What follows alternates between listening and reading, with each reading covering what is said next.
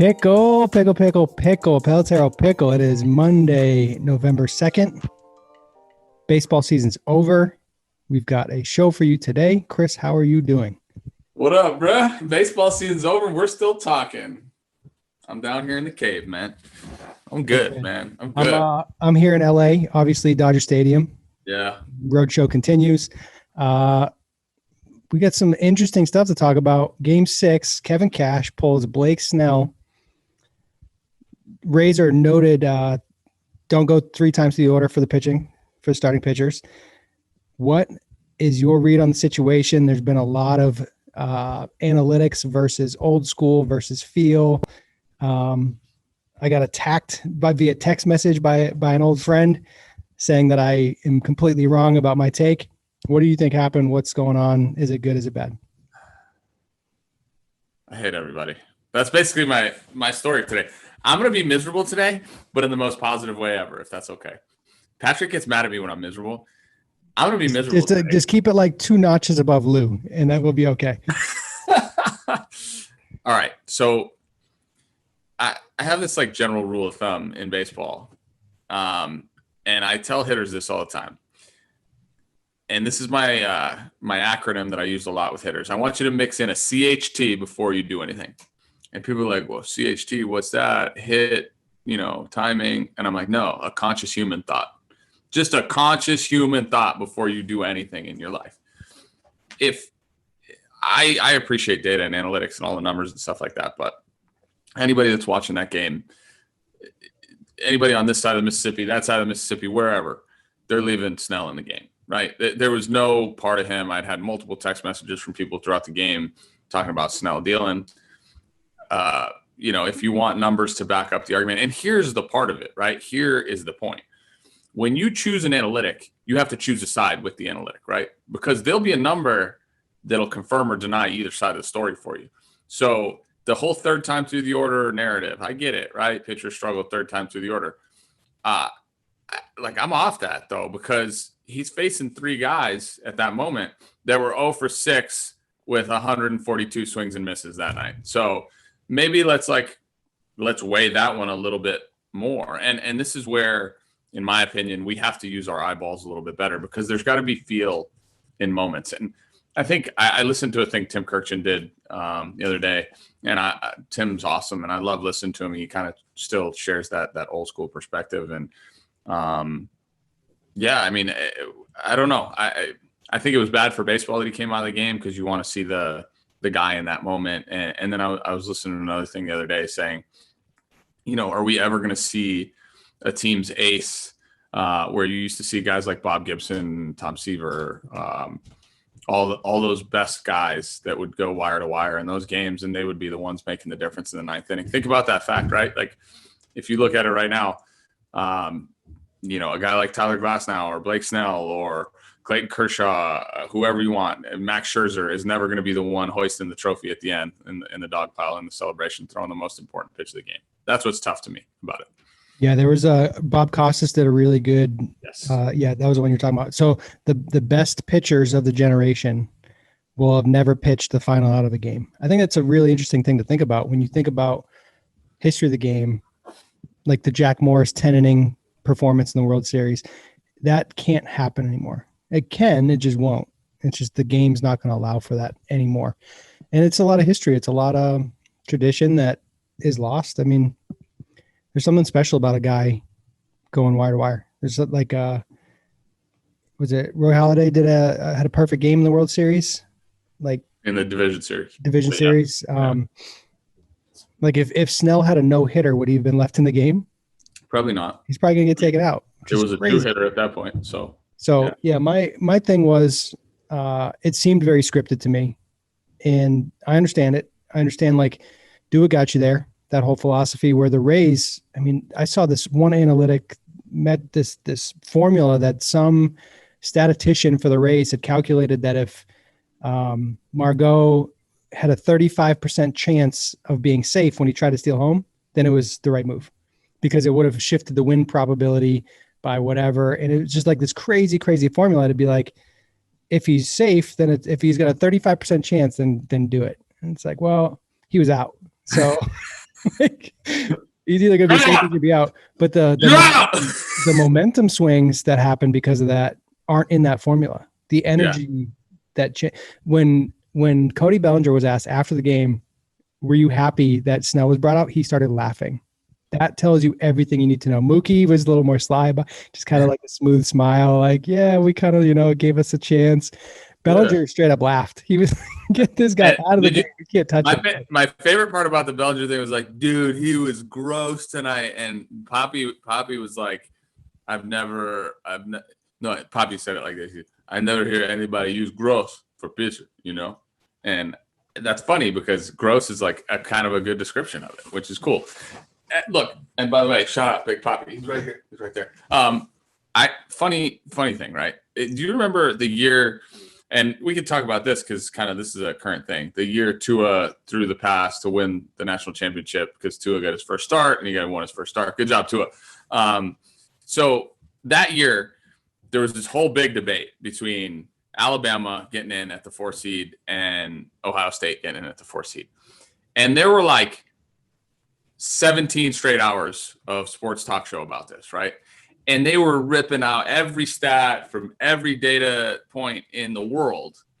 And it was like, well, this team's RPI divided by, daytime wins against Power Fives and top 26s. And I'm like, at the end of the day, like they just ripped off so many stats.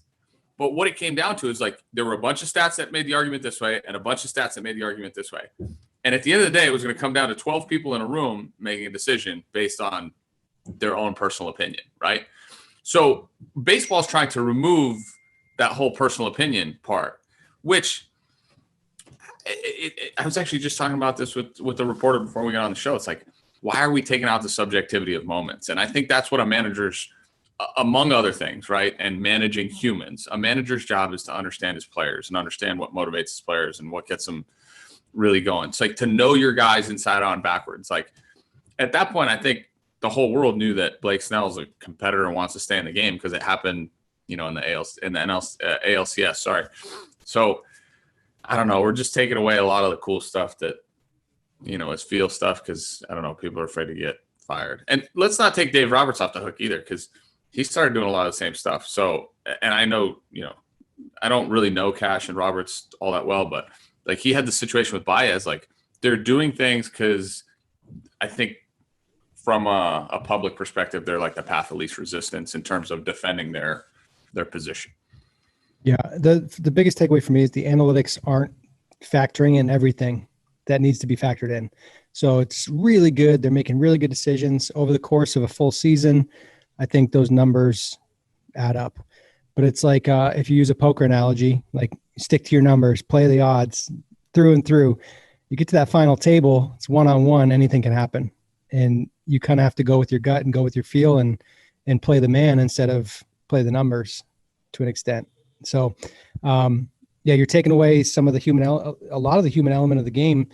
One argument that was made to me was that Cash knows his players better than anybody, that he's been in the dugout all year, that, he has a feel on things. I think if that's the way the decision was made, he would have stayed in the game. It felt so quick. I went back and watched it. It wasn't even like a firm single. Barnes, it kind of fisted it out to center field. It wasn't like he took a great swing. First pitch out to Pollock on the pop-up, fisted ball to center. It's like, just roll him out there, man. Take your chances with your dude. It says something to your team. It says something to the other guys on the roster. Like, we trust you. We have faith in you. We believe in you. That's a big deal in those moments. This is a winner go home game. It's it. So you got to have some faith. And the thing I always go back to with data is you have to ask the right questions. If you're not asking the right questions, the data can't give you the best answers. You got to know what problems you're actually trying to solve. And if you're not trying to solve the emotion component of the game, you're missing a huge part of it. I don't know what the percentage is, but I don't know that the analytics that you use in the regular season work in the postseason. It could be 10%. It could be 90%, depending on the situation. Depending on the human, depending on the moment. And this is why it's always going to be tough to have, analytics judge true human behavior because emotion's unpredictable, right? And that's that's what the old school baseball guys have been arguing for years. And I think, it played itself out, right? It played itself out the way it did. And I don't know. Like, I think there's the baseball purist and a lot of you and I are kind of that middle generation. We're around Patrick a lot. He's a little bit younger generation than us. And we deal with a lot of people that are in the older generation. So like, we're somewhere in between, right? We were in the middle of that conversion. So I certainly see both sides. I am a baseball purist at heart, but I also very much believe in numbers. So I made it clear about 10 years ago that I didn't think the analytics could play in the postseason because, the 3-run homer doesn't happen as often. I was in the postseason. I felt it. I felt those moments. It just changes who you are. It changes everything about everything around you. So to use data, predictive analysis based on past performance that had nothing to, it's not the same moment. So how can you use that past data to try to predict it? You can't. You just can't. Yeah. And just to wrap up, the Dodgers and the Rays are both fantastic organizations doing really amazing things. The Rays payroll being as low as it is for them to get to where they are, it's pretty incredible. And part of the Rays is they have an iterative approach. They're going to make adjustments. They're going to try to get better. They're going to recognize what happened and try to make adjustments. And that should be part of the system. It should be part of it. If it's not, then that's a problem. But I have a feeling they'll make some adjustments. And like you've talked about Alex Anthopoulos in the past, where he recognized the human element and how important that is, and building a roster and constructing the different pieces that make up a good team. So they're going to make adjustments. They're going to get better. Pretty impressive either way you look at it. And it was a great World Series. That was it game 5 that was crazy, or game 4 that was crazy? Yeah. That was one of the best games ever. It was awesome. So I'm not gonna lie. I thought that was the only good game of the whole series. That was the only one that captivated me. That game was awesome. The Dodgers were the better team through and through. They were the unstoppable force. Billy Garcia put up something on Facebook, I think. He was like, the team, it's like trying to hold back water with your hands. Like you hold it up and it's coming. You can't stop it. When you have a team that's going to put together good AB after good AB. And I think that was what kind of like the Rays did that all year with significantly less talent. They had a bunch of hitters who didn't hit good, right? But had the ability to like put together AB after AB, and they relied a little bit too much on the long ball, I think, and that was ultimately their demise when you're facing really good frontline staffs. And they still competed like crazy, so good for them. 2 out of 30, still pretty good year. Next topic. If you're not first, you're last. I'm just a big, hairy American winning machine. If you ain't first, you're last. Speaking of if you ain't first, you're last, Mookie Betts versus Mike Trout. There was a really good segment on MLB Network where they were talking about who is the better player in baseball right now. And I'm going to say something that's weird, and it's going to sound like it doesn't make sense.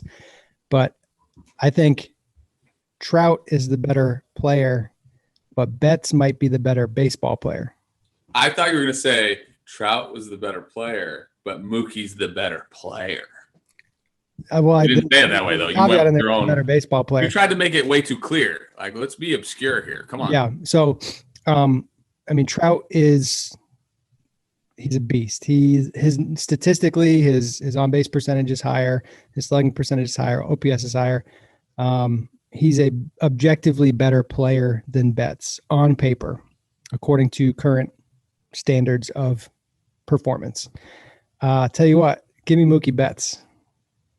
Like, there's something to be said about winning. There's something to be said about what he brings to the table from an energy standpoint. And is it Trout's fault that he's not in the playoffs? Here's a question for you. Here's a question. If you switch Trout and put him on the Dodgers this year, do they still win? If you put Betts on the Angels this year, do they make the playoffs? Do they make a run?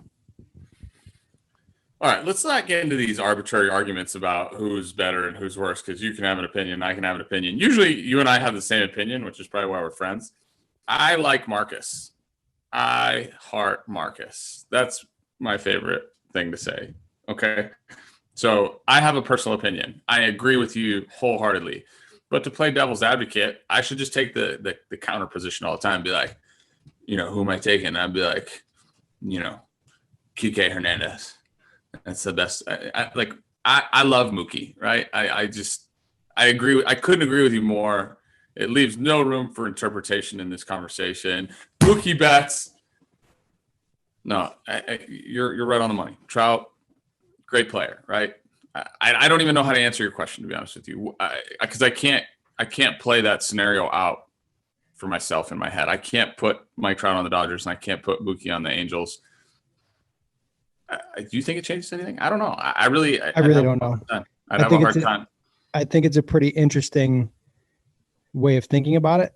Just like it starts to think about the intangibles. Like what does Mookie Bet bring to the table that Trout doesn't? What does Trout bring to the table that Mookie doesn't? I've never been Trout's teammate. By everything I've ever seen, he's a terrific person. He seems to kind of keep to himself more. I don't know if that's true or not. That seems to be the case. I don't know if it's because I was in Boston, I was in New England, so Mookie was at Boston. I got to see more of him. I know when I've seen Mookie play live, he is like a lightning rod. The way he moves on the bases, the way he commands attention, the way he just like creates energy is unbelievable. He's going to impact the game even when he's not impacting the game, right? So he had a very pedestrian World Series by his standards and offensively, right? 2 hits in his last 2 at-bats. And it's so weird to even say that because it felt like he was involved in everything that happened that was good, right? Like in the last game, he got the double to essentially get the first guy to third base who scored the first run, and then obviously scored on the ball Seager hit and then hit the homer. So it felt like he was in the middle of everything. And what I will say is this, and this is confirmed through sources that I spoke to recently. He's a winner, man, and he's a guy that cares. Like I've spent time around Mookie. I loved him. I was given a speech when I got an award at Boston Baseball Writers Dinner, and I remember just saying something like stupid. I was like, yeah, and hopefully Mookie can teach me how to play the outfield so I can extend my career by a couple of years. And he came up to me after. He was like, man, that was too nice. He was like, hopefully you can teach me how to hit. I was like, dude, you ain't need no help learning how to hit. Like, you're good. Like, you can help me with that if you want to.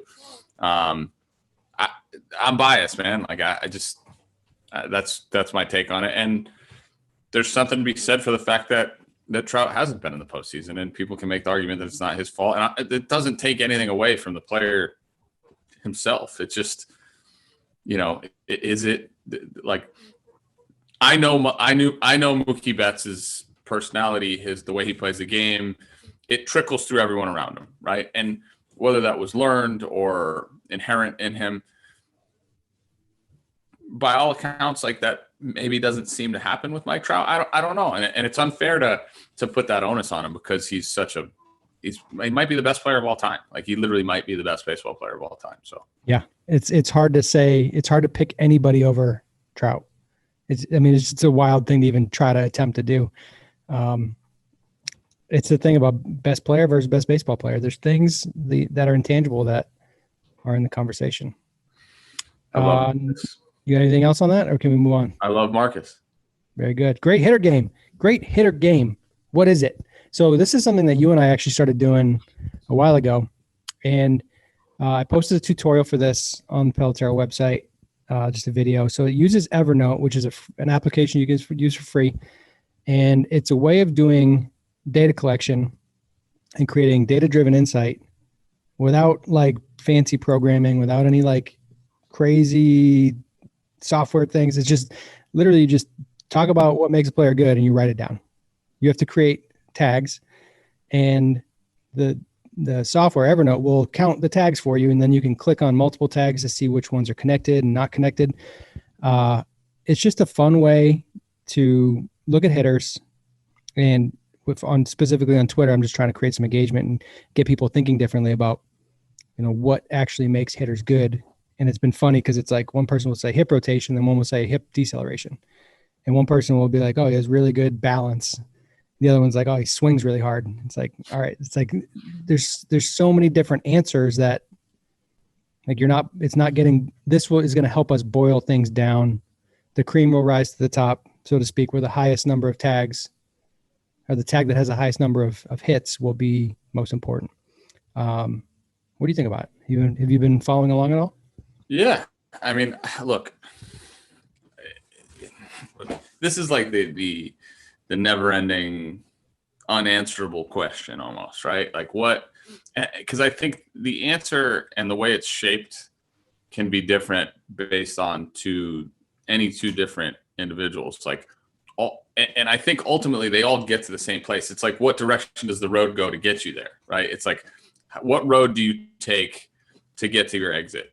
And it might take somebody less, they might take a more direct route, might take other people the longer route, but ultimately they get to all the things that really matter. To be able to take some just random ability to move or physical trait and just say that's what makes somebody great is just, it's irresponsible, right? And I think that's a little bit of what's happening in today's generation is we're sitting here going, oh, well, like, there's got to be this one thing. Like, what's the magic formula? And there really just isn't.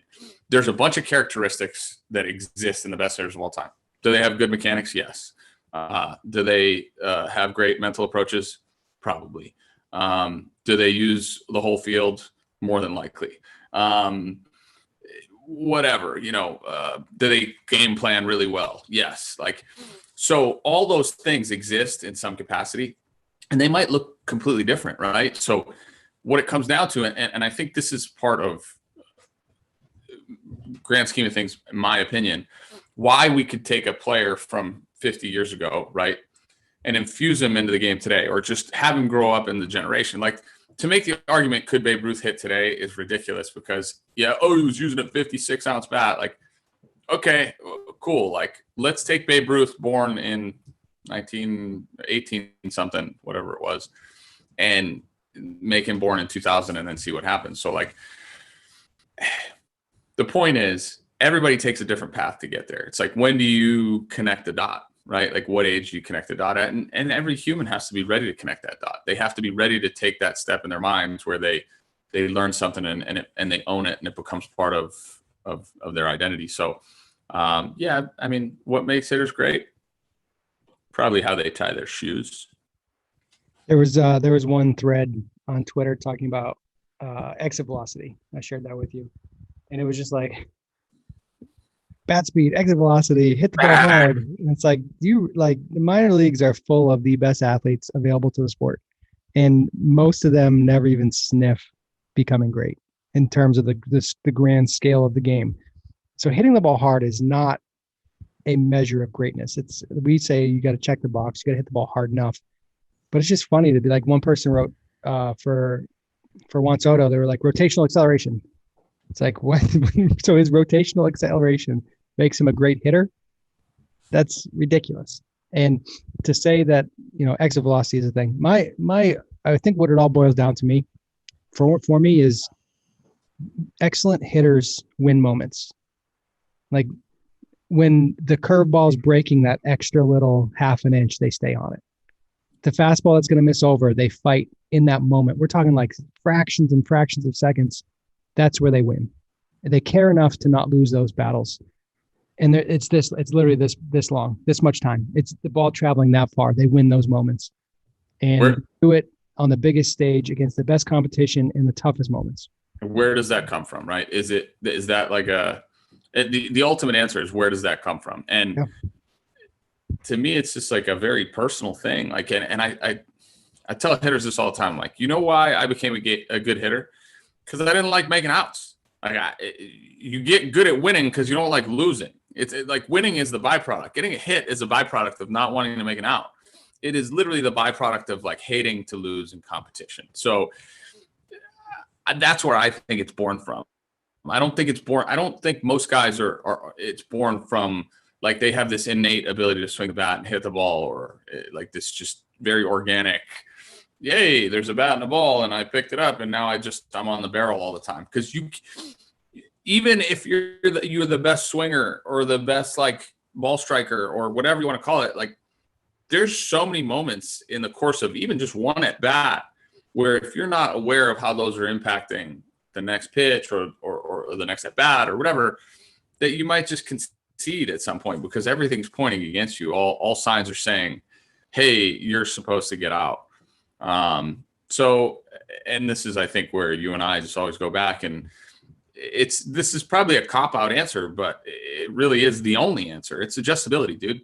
It's the ability to adjust to every moment. It's the ability to create a different swing when you need to, when the situation tells you to. It's the ability to say, oh, crap, I struck out my last 4 at-bats.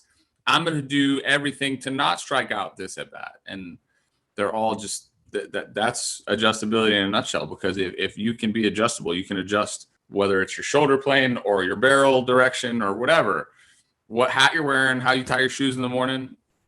Let's be adjustable. LBA, let's be adjustable. New acronym. So the thing that I always go back to is an example of education and being smart. And if you look at like an Ivy League school, we have 2 interns now that go to Harvard, wicked smart kids from Harvard. So the type of person that gets into Harvard is like the 1%er, right? And then when you get to Harvard, there's a 1% of the 1%. Like there's the smartest kids at Harvard. And then even in that group, there's going to be a kid that is, the top tier of that top tier.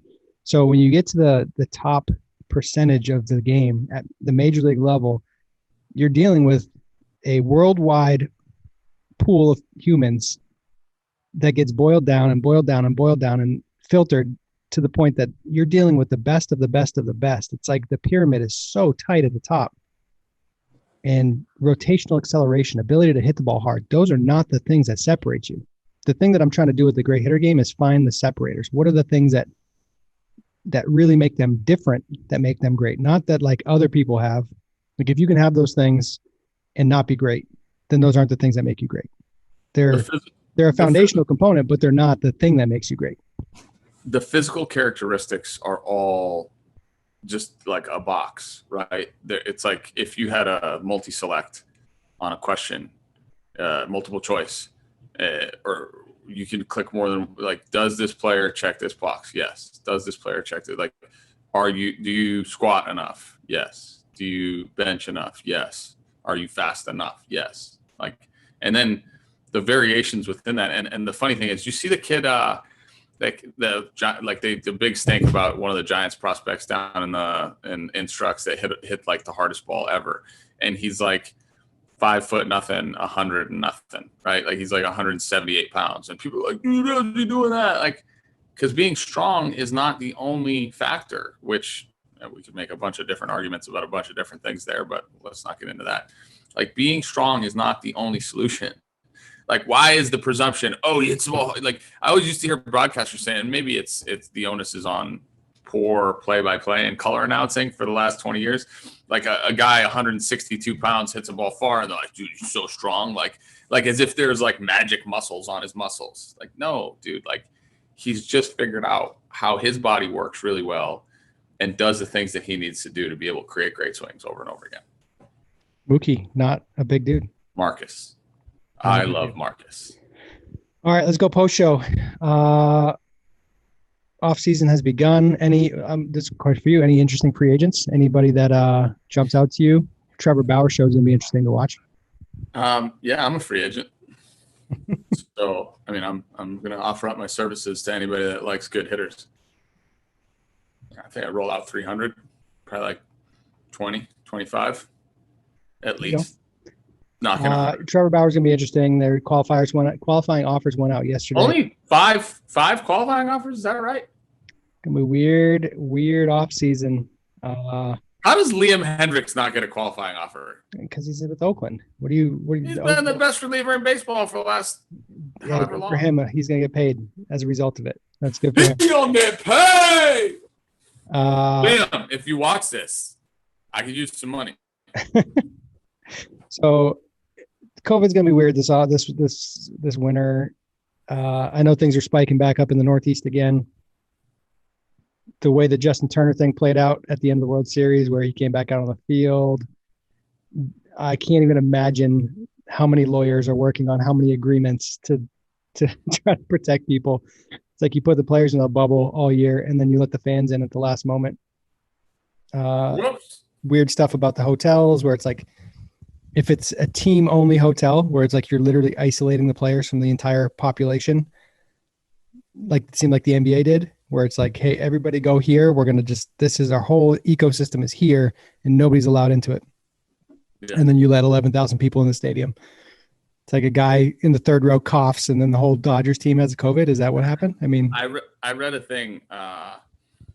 Joe Kelly's gotten relatively outspoken in his adult years here.